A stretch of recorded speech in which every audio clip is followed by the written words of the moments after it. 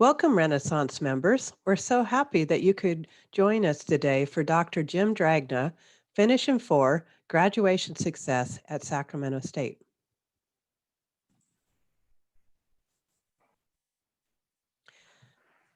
As a reminder, today's presentation is being recorded and will be available for viewing later on the Renaissance Society YouTube channel.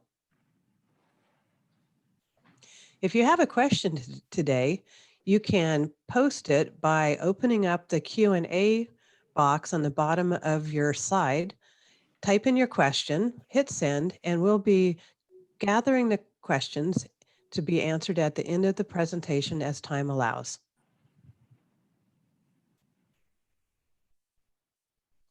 It's now my pleasure to introduce Dr. Jim Dragna, PhD.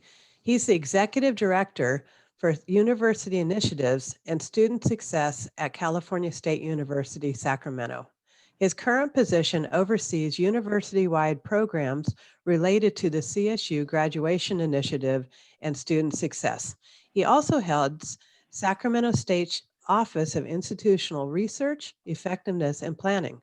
Dr. Dragna came to the Sacramento State to assume his position as a graduation czar 5 years ago following his tenure at the University of Canterbury in Christchurch, New Zealand. He is a licensed psychologist with extensive experience in adolescent and young adult development. It's my pleasure to welcome Dr. Jim Dragna.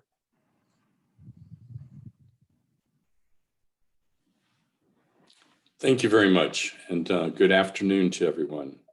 May I first start by saying, Tina koto, Tina koto, Tina koto kotor.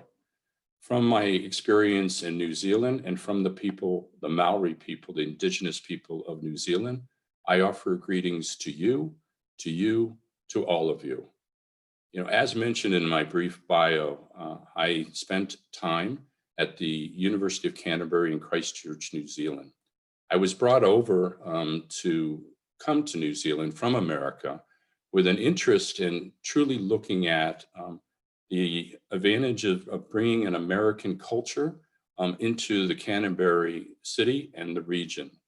Unfortunately, the University of Christchurch experienced a severe earthquake prior to my coming. And it was the idea that an American, as they would say, could bring in a new feeling of community, a community that lost almost a quarter of its students through attrition, and use the spirit and enthusiasm that our American universities show to bring life back to that university and to that city. I can say over that period of time, we did remarkable work as a community and brought those students back and even more. One of the bits of information that I think is important as we kind of attend to the issues today is to understand that culture and to bring that culture and what I've learned from it into the discussion today, which is about graduation and also about student success within a university setting. When I was at the University of Canterbury, I was asked, actually, I was obliged to begin each one of my presentations like I am today with a mihi. A mihi is actually an explanation of my biography as it relates in the Maori tradition to the geography around me. In this case, for instance, I would say I came a distance across the ocean to be in this particular plane, this particular surrounding. And this surrounding is filled with wonderful, curious people. And at the same time, they find themselves living between a great ocean and a great mountain range. I won't give you my mihi in Maori Te because I want to actually preserve the language, and my efforts at it are rather poor at times. But what I'd like to do is bring you a story that was told to me by a Maori leader while I was in Christchurch. The story is a simple story. It turns out that by tradition, the chief of the Maori tribe, when greeting a leader from another part of the world, will have a simple saying that he always repeats. The saying is, "The great bird only flies once. The origin of that saying is varied across many different stories, but my favorite story is one of a grandfather and grandson of the Maori tribe who are walking through the woods and come across a beautiful lagoon. The lagoon is filled with birds and small animals. There is floating grass, if you will, trees surrounding, and a mountain range in the back as a backdrop to what is just a beautiful, tranquil environment. As the grandfather and the grandson are standing looking at this beautiful environment, a great bird, much similar in size to a crane, comes down and lands into the lake, to the lagoon. When it does so, as you would imagine, it caused a great splash. The splash created ripples, and the ripples and splash scared all the birds and all the animals away. And when all settled, the great crane, the great bird, sat on the lake all by itself in complete quiet.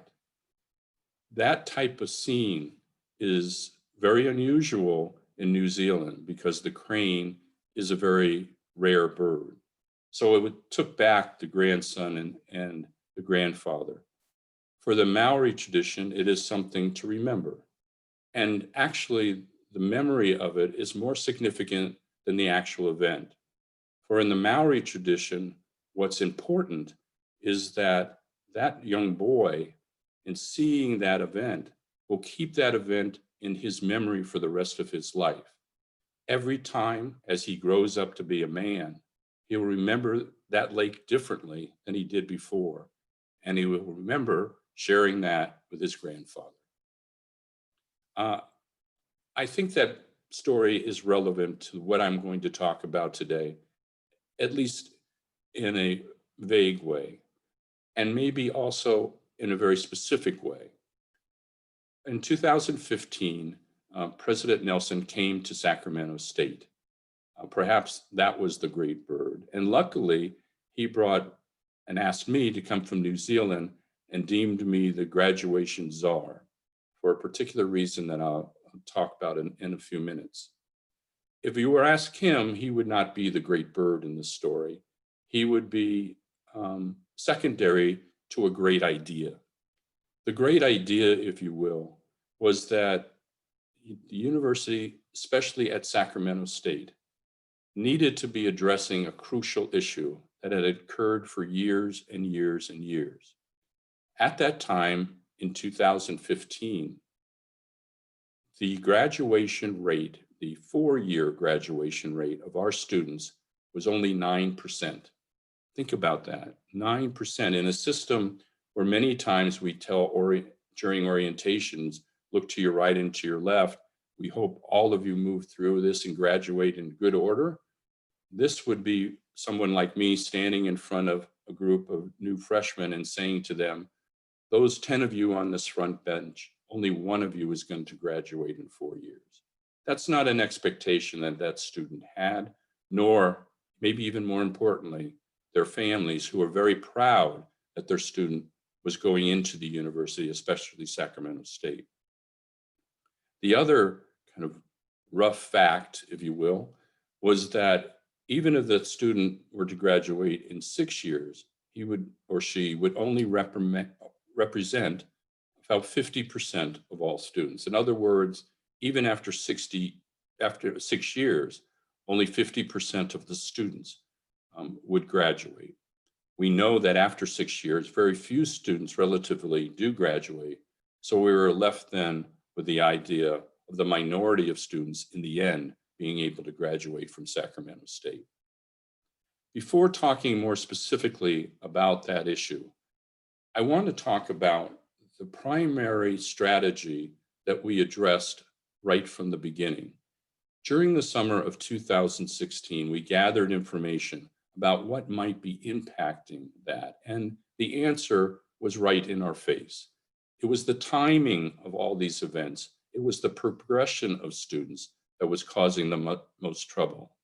In other words, students were actually moving across the university at such a slow pace that they were more apt to drop out by issues related to outside influences, issues related to health, finances, etc. How could we concentrate students in that first semester and that first year, especially for them to organize their life in taking the credit load that they needed in order to be successful? As many of you know, it takes 120 credit hours in order to graduate from a university. Our students, for whatever reason, were only taking 12 hours of credit each semester. They needed to be taking 15, or at least to finish 30 credit hours in 1 year by augmenting that with summer session. They weren't. But why weren't they? It turned out that many of them had been advised by their high school counselors and even by the university advisors and faculty that it was better to take a lighter load. Why would they take a lighter load? Well, the thinking was that these students may not have had successful high school experiences, if you will, that they may have struggled a bit, and as a result would kind of gain from having a lighter load in their work. They also were seen as students who had to work, and if you will, school could only be a secondary activity for them. Also, many people suggested it was more cultural, that it was about kind of a tradition of how one went to a university and how one progressed. Built on that idea of why students were only taking a lighter load, we went about the business of increasing those loads. We offered what is known as the Finish in 4 Through in 2 pledge. What that essentially was speaking to those students and their families during orientation and explaining to them some of the effects of waiting in order to graduate by taking lighter loads.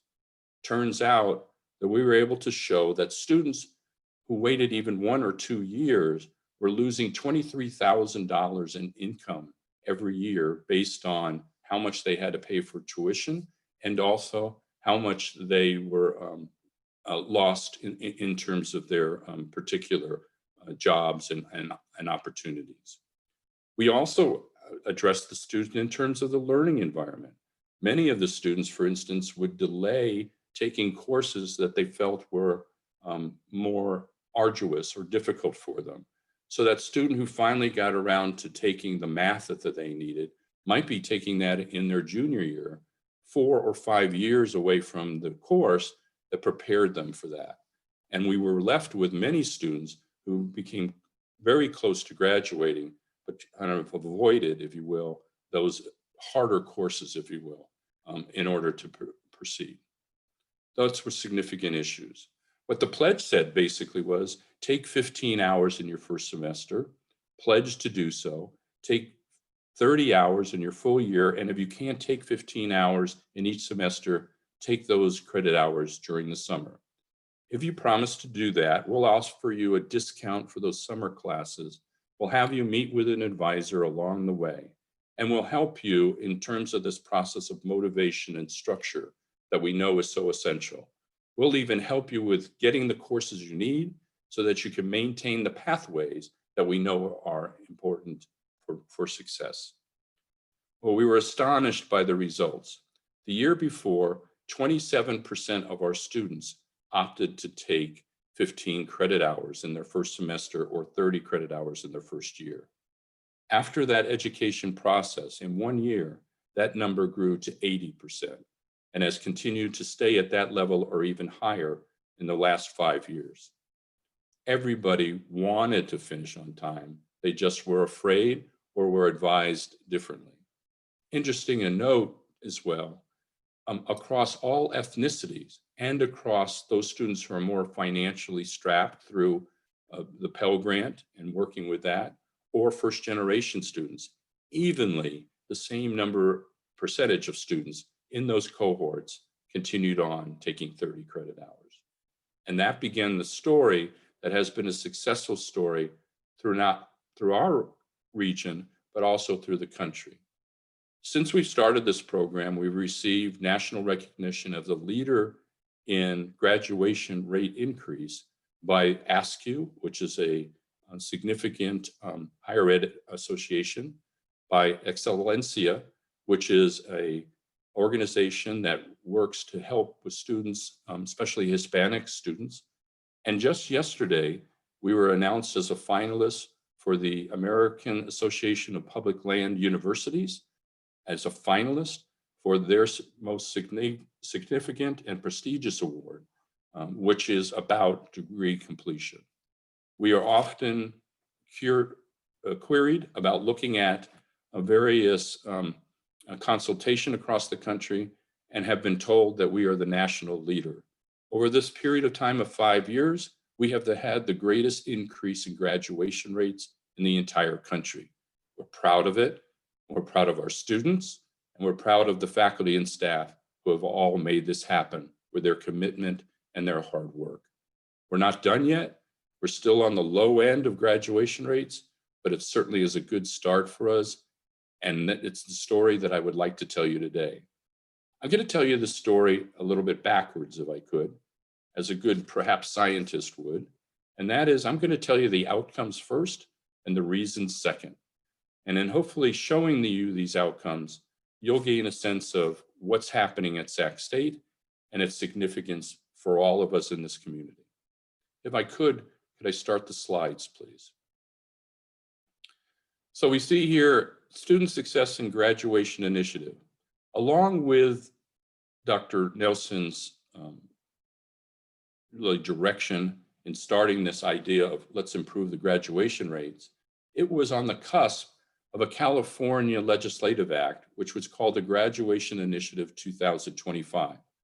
That initiative was started with the understanding and the projection that in the year 2025, if we continued, and by we, I mean the CSUs, all 23 of the CSU universities throughout the state, if we continued, we would be about 1 million individuals short for the jobs that would have been created by 2025. We needed to increase those people who had a higher education certificate or program, diploma, in order for them or for us to meet that growing need. The other part of this graduation initiative was about the idea of what student success is all about. We can talk and debate and really enjoy the discussion about what success is. And that's been a part of a lot of the discussions in history of higher education to really define that and help students move to it. In this case, I think they did something very clever. They said, for this program, success is going to be about metrics, about outcomes, so we can actually see whether they're moving forward or not. And that, I think, has allowed me then to present actual metrics about our success. Next slide.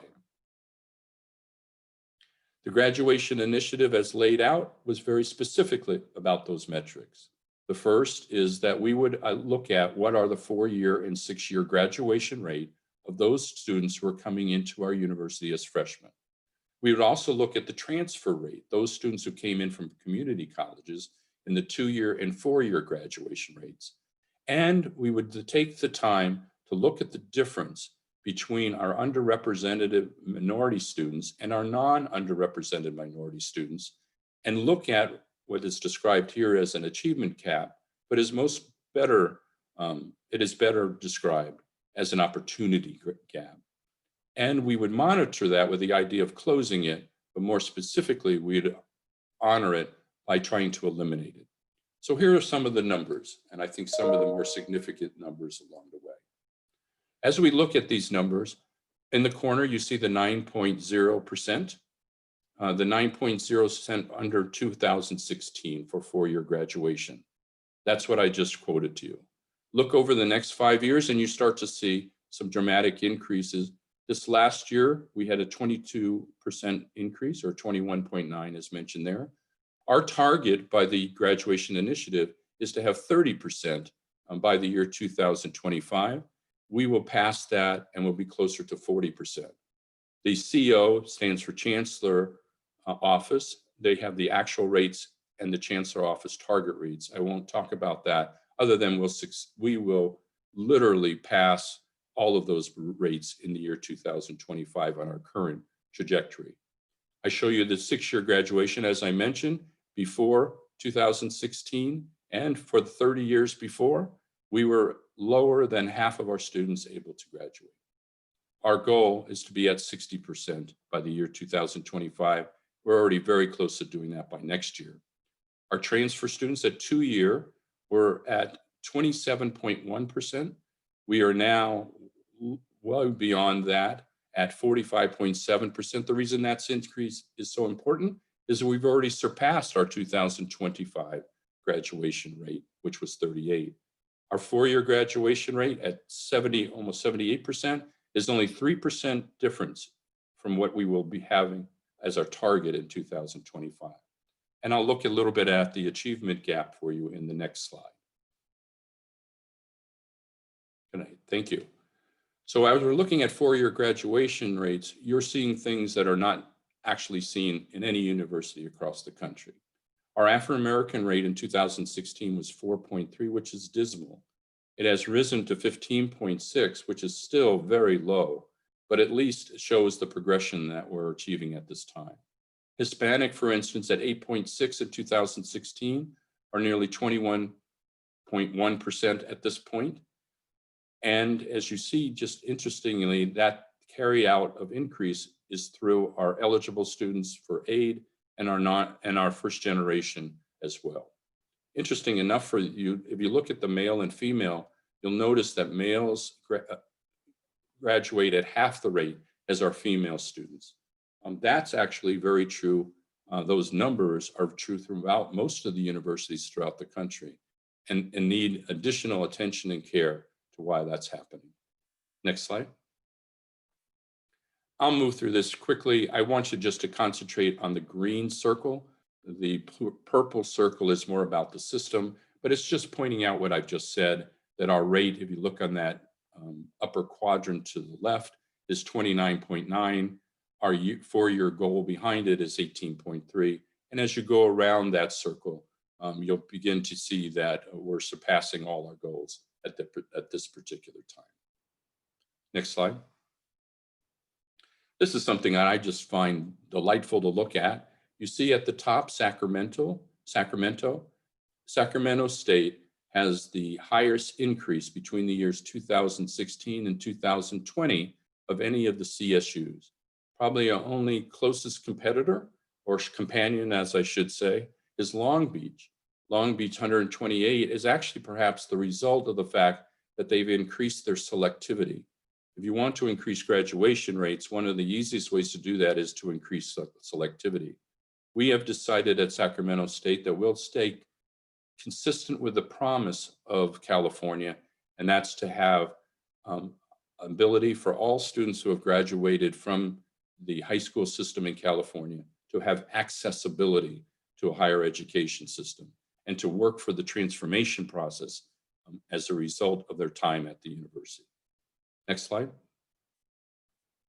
This is just a quick way of saying there are a number of concerns people had along the way. Would this kind of quicker rate through the university affect grade point? With the upper loads that the students are taking? You can see from this chart in our last average of grade point average for our first year students, it's actually gone up. This is also about our retention rates, who are the lowest that we've ever seen in the school's history. That's the amount of students who are continuing on between their freshman and sophomore year. That's at the highest rate in terms of that continuing consistency. These are the type of rates we look at, including the enrollment rates along the way. And in speaking of enrollment rates, these summer enrollment trends are a result, I think, of the provost grants that we were offering for students to take in the summer if they decided to take the pledge. You see, just a couple of years ago, in 2018, we had 961 students who qualified for getting a provost grant. The lighter green represents the total number of students who began to take summer class, regardless if they were under the provost grant or not, and look at the growth in the 2020 as well. Next slide. This is one of my favorite slides because it just looks good. It's one of the ways that we measure the progression of students throughout the university. Because if you're following what I'm saying very clearly, you'll see that we really are talking about the idea that progression and the timeliness of progression were interfering with students graduating. In other words, the longer students took, the longer they had a chance of not continuing. As we look at that first year, you'll see all yellow, which means those first year students are identified as freshmen. In the second year, you begin to see the number of those freshmen now who are qualified as sophomore, meaning they have 30 credit hours or more. Each progression shows the movement of students from their fourth year, from their fifth year, etc., as they begin to move from a fourth year into becoming a senior, or from a third year to be called a junior. This is what we want to see. We want to see students reaching those milestones at the time they should be reaching those milestones, so they graduate in 4 or in 6 years. Next slide. So this is the part that I want to share with you, and I want to have, if you have any questions about, or certainly comments about it, because a lot of what we're doing here was at one time considered controversial, but we found it, as you can see, quite successful. The first I talked to you about, the reframing of the expectations, the finish in 4 and the through in 2. I won't talk more about that. The second was making it possible. We knew that over the period of time that students were struggling in their classes, a large part of that is that the classes were not available. Students would literally clash in order to try to get to the classes that they need to, and ask the professors to please let them take those courses. Many times they took courses at the wrong time and weren't able to get the courses they needed at the right time. Also, as you see as well, we did not have a wide offering of summer courses, so our students couldn't pick up those extra hours or even seek remedial classes during those periods of time. They simply were not offered. By the work that the university did, we literally hired 89 new faculty members, which represented over 1,300 more classroom seats each semester. We actually saw the elimination of those clashes, and the opportunity now for us to say to students very openly, we will get you the classes you need when you need them. Another aspect of this that I think is important to point out for everyone is that we knew advising needed to be changed, that advising really needed to be more accentuated on moving students forward. So we undertook what we call intrusive, proactive, and integrated advising. By that, we meant we were going out to the students. We were calling them, we were reaching out to them in different ways and asking them those questions about what's keeping you from moving to the next step. In fact, we used a modification of psychological counseling that's known as motivational interviewing. We asked students where they were and what they needed from their team, meaning all of us, in order to get to the next level of taking the classes they needed or moving forward in terms of their graduation. Proactive and integrated so that it was available to those students at their first year, right on through their senior year and into graduate school as well. We also looked at the accessibility of our communication and made sure we were in social media and everywhere else students were going so that we could communicate with them in a here and now situation. We even looked more at the way we tracked and monitor students, bringing in an EAB monitoring system that I can best describe. It's very similar to a medical model, where we literally record every interaction through notes with each student, and those are passed on to the next advisor or to the next faculty member that talks to that student. In other words, we have the history of students and the current decision-making that student's a big part of. The final address in terms of that type of communication and that type of modeling comes from what we call a success model for all, eliminating that opportunity gap. We heavily researched and were a part of predictive analysis, where we monitor or look at student progress related to an individual student progress related to their course and progression. we're going to be formalizing that in a Milestone project. And let me just give you one example. We know, for instance, through predictive analysis, very similar to how many companies develop their work through correlation rather than causation.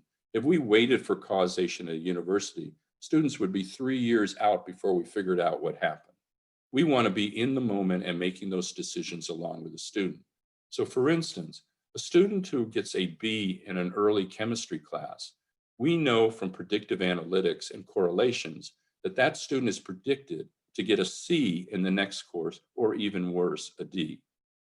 That's important for that student to know, because normally we would say you did a nice job with a B in your first class, you should do well in your second. That's not what the numbers show. So we inform that student that even though they received a B, they need to have additional structure around them, tutoring or other supplemental instruction before they take the class or during they take the class, so they can continue their progress. The final kind of direction we're taking is showing the way through a guided approach. We have worked very closely with the deans and with our chairman of each of our departments and identified what is the most effective course scheduling that a student can take, and then assign those course scheduling to each one of our students along the way. That resulted in this last year on the Hornet launch. This is something that really hasn't been done like this anywhere in the country, and we're receiving a great deal of attention for what it's caused for our students in a positive direction. Through the Hornet launch, we have established pathways that we feel are important, we want students to have in their first year. And then at the same time, we have surveyed students about what their interests are, so that we can identify courses that they would be interested in. And we know if students are interested in courses, they tend to continue on in them. At the same time, we have looked at making sure we get those students in those classes. So through a survey that asks students about the time of day they want to take a class, about some of the things related to their interests, about the level of math that they need, about where they are with their English and with their writing courses, we pre-scheduled all of our students, our first year students, which is 3,500 students, in preset schedules. And in the time they came to orientation, we handed those schedules. In other words, we guaranteed accessibility not only to the university, but to the very seat and experience those students needed in order to be successful that year and to set them up for success in the future years as well. What was the result of that? An average university would see maybe somewhere in the neighborhood of 12.5 to 13 unit loads average for an incoming group, with 15 being the top amount of credit hours. Our first year students are now carrying an average unit load of 14.97. That's the fulfillment of the idea of having our students move along the way in a progressive path. Next slide. So what is this all about? It's about starting from the outcomes. It's about identifying the problem and finding out that in the end, what's really happened here was a change of culture. I'll point out what that change of culture is. We went from an understanding that our students were deficit in some way. They needed additional help. In fact, for the 20 years before we moved this system, 40% of our students were actually mandated to take remedial classes in math in order to continue on. Just to give you an idea, those remedial classes were not credit bearing. So they were all kind of leaving a semester or a half semester behind in their 4-year quest. We changed that and instead looked at what were the positive parts of their experience in math and what particular placement would help them on their journey, including using statistics as a math class. That empowering approach changed the way we did our work.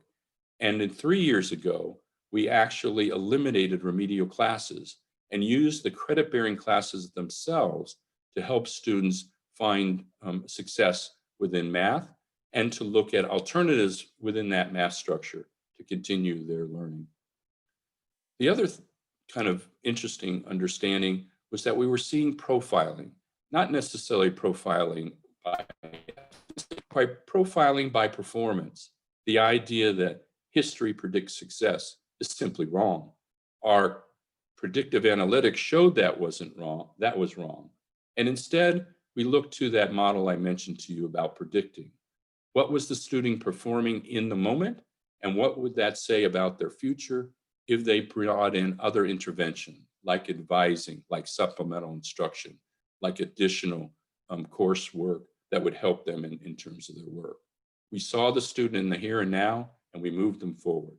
And again, that's the idea that the future is based on the present, not the past. We looked at the cultural bound idea that people can or cannot learn in a learning environment in higher ed, and instead moved to a much more inclusive learning style where we said, basically, if we teach this right, everyone can learn it. It's about our obligation. We need to be ready for these multiple dimension learners. They don't necessarily have to be ready for us. Probably the best example of that I can mention along the way is a very good example at Valencia College in Florida. That particular college has over 80,000 students and has moved from being a community college to a 4-year higher education institution. Their leader, Sandy Sugarland, once had a on-view video where he talked in front of his faculty about the idea that if we teach right, everybody can learn. As he was talking about that, one of the professors in the audience raised their hand and said, you know, I've been teaching German for 20 years, and I can tell you, there's a segment of my class that can never learn German. That's why I still look at the fact that not everybody can learn everything. Sandy looked at the person and said, you know, that's funny. German kids don't seem to have any problem with learning German. The idea is that if you teach it right, if you immerse someone in the experience, they can learn, has been a hallmark of how we're changing our learning style at the university. And the final issue is about lightening the load. We're under the misconception, if you will, that if a student starts to have difficulty in the class, we advise them to drop it. Or even if a student goes on probation at the end of a semester, we take a number of classes or one class away from them so they have a better opportunity.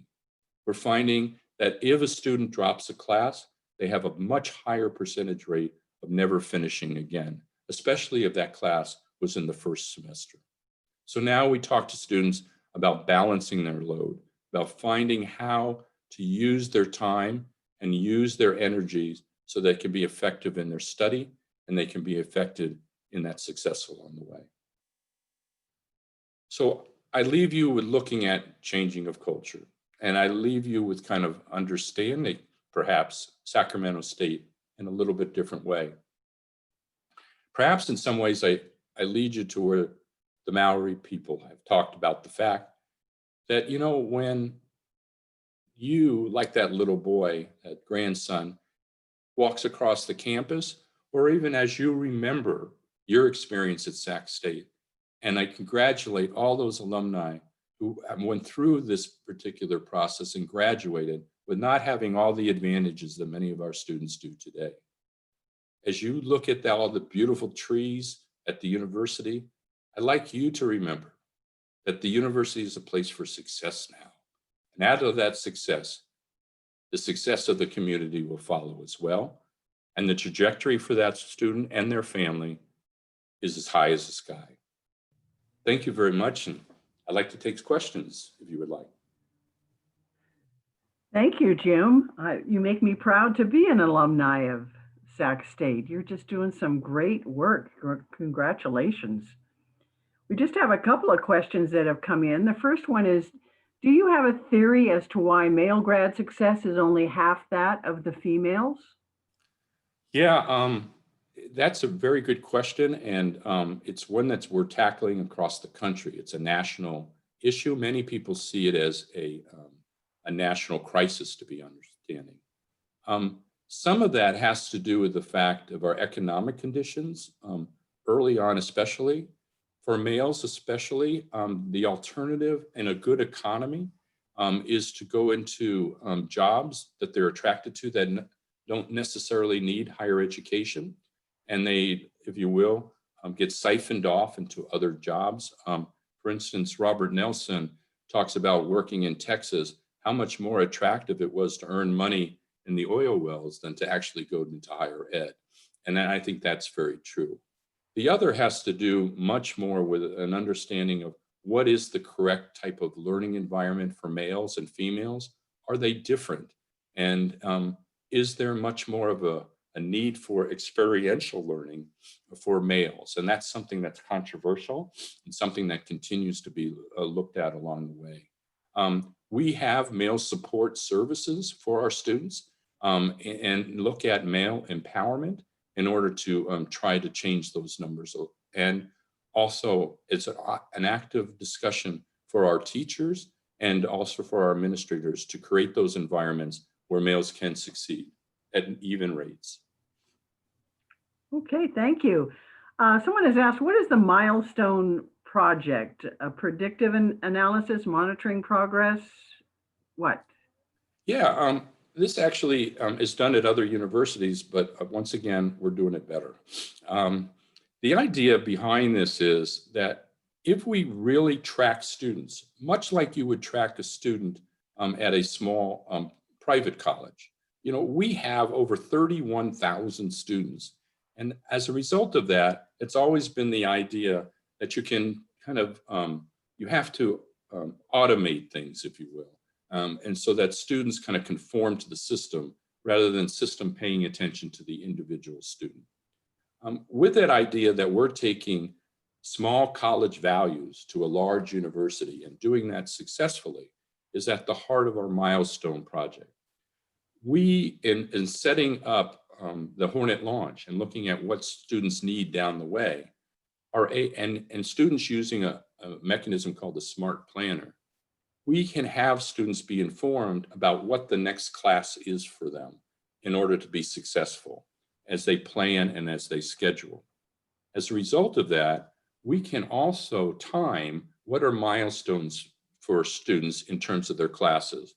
We want to see that first year student at the end of that first year complete the requirements that they need. And moving on into the major, what are those courses they need so we don't have that delay? This idea that I mentioned to you in terms of math, especially, has been very difficult.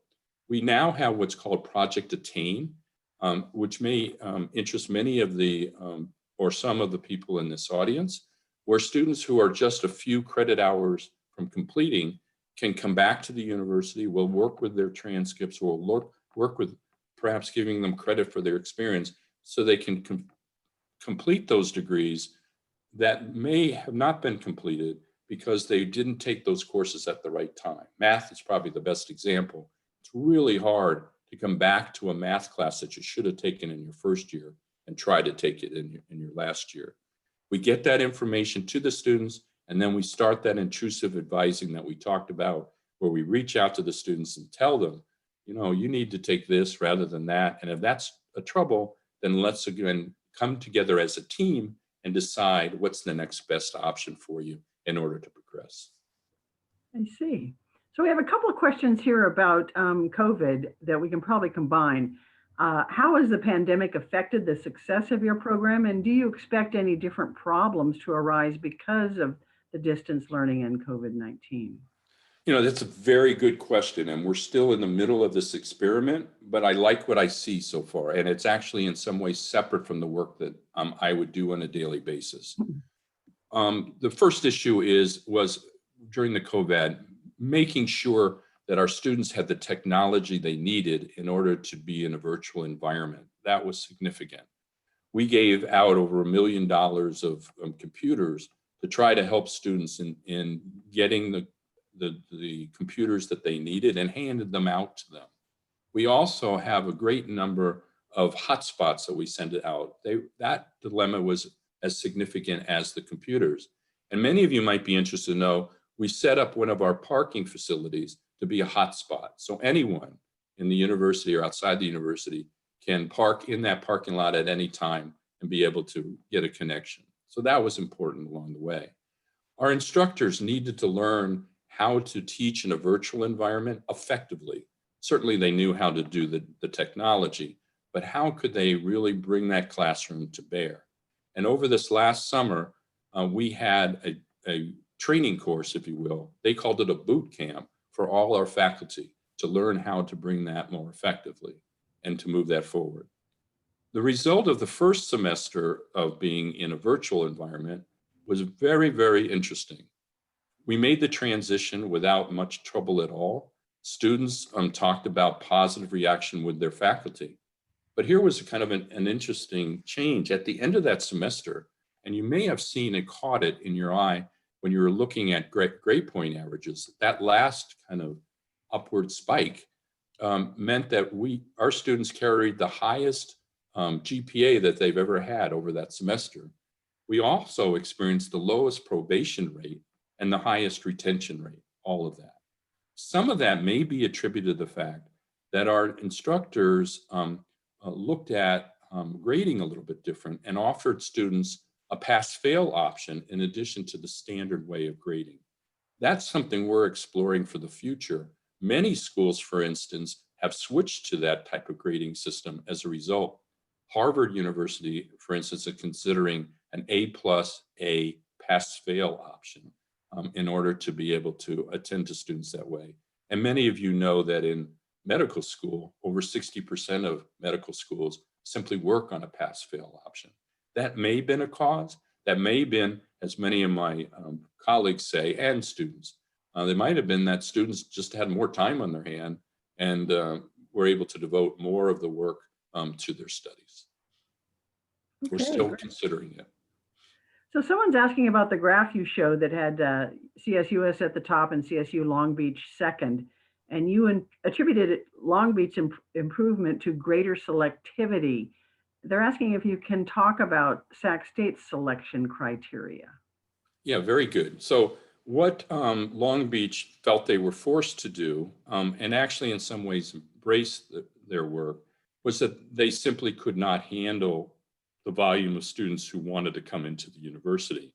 So they started to model much more of a selective process, especially in some of the different majors that had a backlog, if you will. We at the university are moving away from that model. We want to accept as many as the people as we can, and certainly we want to be within the guidelines of accepting the students that have a right to go to the university within our community. So we've done some things a little bit differently to let that accessibility continue. As you saw, we've increased our enrollment as a part of that. We're at the highest enrollment we've ever been. But also we've looked at a model that's much more called meta-major. The best example of that is students who came into our nursing program, and we have a number of students interested in that, were not being able to follow their work in their junior and senior year because there simply was not enough room for all the nursing students. So instead, this year, we opened a major called health science, which allows students to stay within that major until they seek qualification for nursing. If they don't receive that qualification, they can continue into any number of allied majors that allow them to continue in medical and into the medical world. So that's a way of, if you will, keeping that funnel wide and then making sure that when we narrow it, we're able to find pathways that the students, all students, can continue on with. So that's how we do it at Sac State.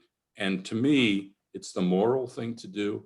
And it also fulfills that idea that I've mentioned, that nowhere in the world, and I happen to know this, nowhere in the world does anyone say to students, if you want to succeed and you are successful at your high school level, we'll find a seat for you in the university system. And that's extraordinary. If I can share my favorite quote, there are more Nobel laureates who came from land-grant institutions, which is what Sac State is basically, than all the other universities in the world combined. Basically, if you give people a chance, they succeed. All right. How well is your faculty on board with these changes? Initially, there was resistance. And in talking to the faculty, some of them actually said, some of the resistance I have is actually personal, because I hate to be part of that group that maybe been advising students to take it easy. And I can see the positive results if we actually do create a high level of quality of instruction, and at the same time, encourage students that they can accomplish what we ask them, and we can help them in terms of that process. That help has always been there, and that high level has always been there. But the idea that we can continually empower students, I think is a little bit different. So I think there was some sense of maybe guilt or maybe resistance to the idea that there was a big change in that regard in our attitude towards the students. At least there was a change for some of our faculty, many of which were doing that already. So that was a concern. The other concern, and you would understand that, the faculty were very concerned for our students. That student who came in who may be upset that they weren't doing well at 15 credit hours, that it was too much for them, they couldn't carry a job and do that at the same time.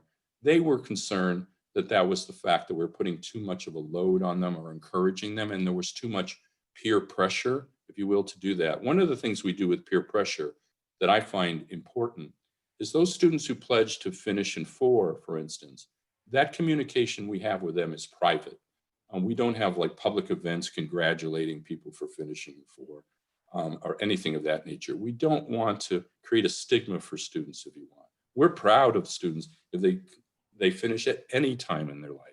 This is just a way for them to get further along. And also to note, then I look at those rates, at 40%, we're very, is actually our target, meaning 60% still won't finish at 4 years. This is a pathway that students are choosing themselves.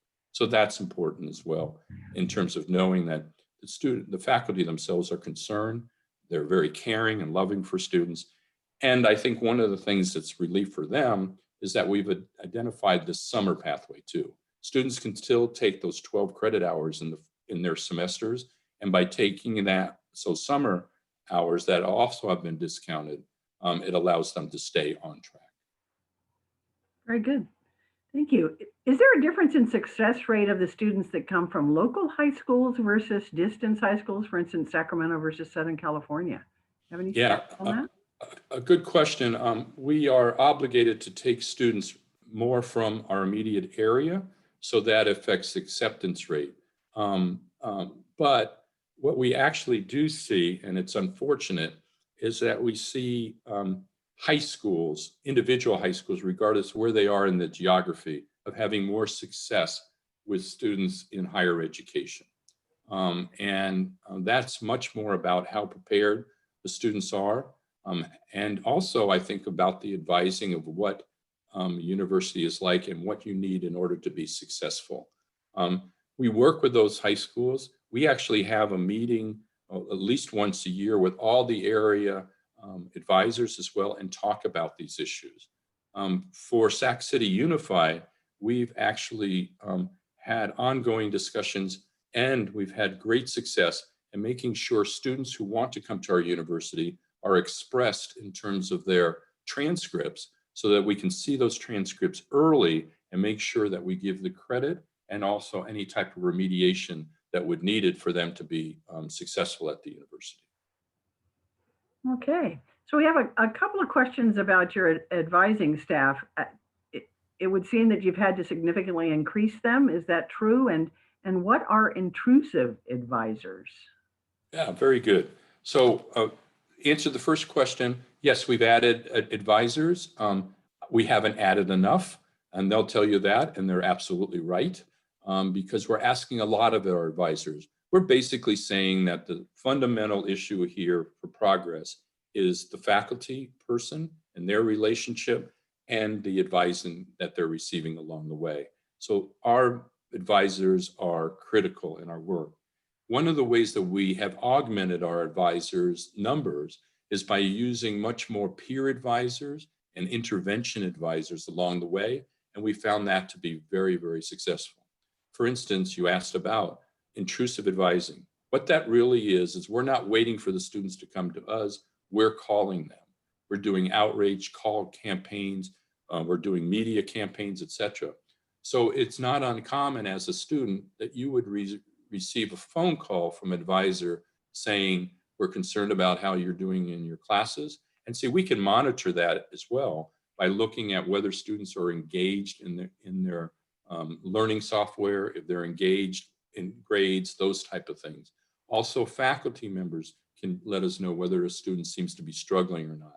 And that outreach might simply be to call the student and say, Dr. So-and-so is concerned because he hasn't seen you in class, or that you're missing some assignments. He'd like or she would like to talk to you.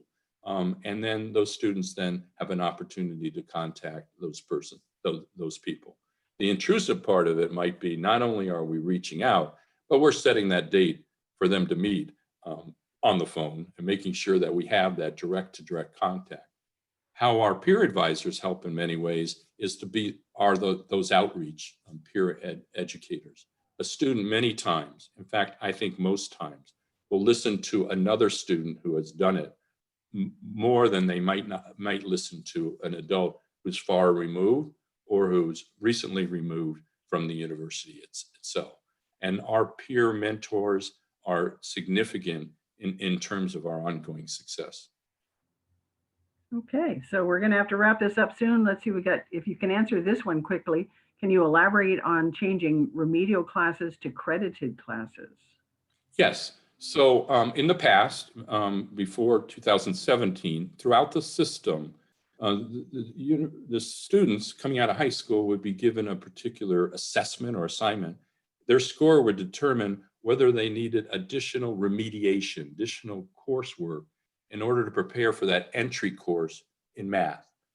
40%, as I mentioned, did and had to take those remedial classes. Unfortunately, because they're not at higher educational level, they were given no credit hours for that. They just had to take those courses.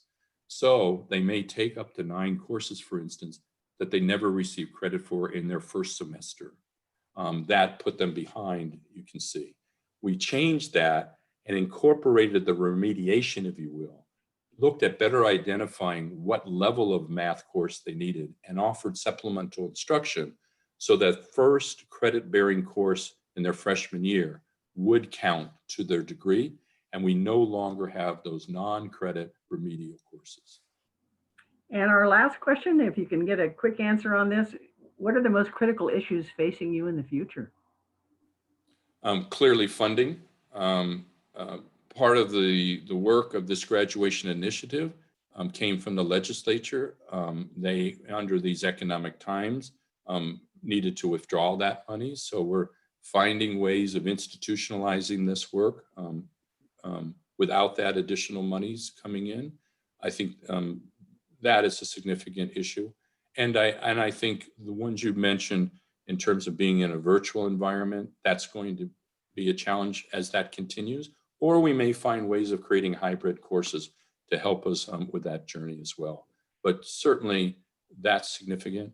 And I also want to say that, and this is the psychologist talking to me, not Sacramento State. I think we're foolish to think that our students, especially our adolescents, are going through this work of being at home and not being able to socialize at the time in their life they need to be.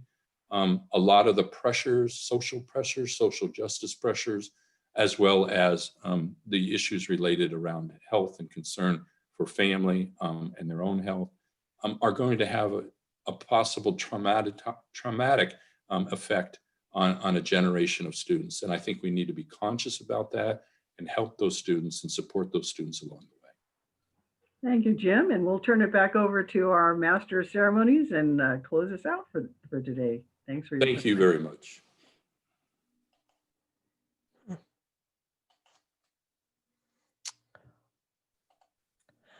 Well, I'm coming back. I'm having a problem with my sharing for some reason.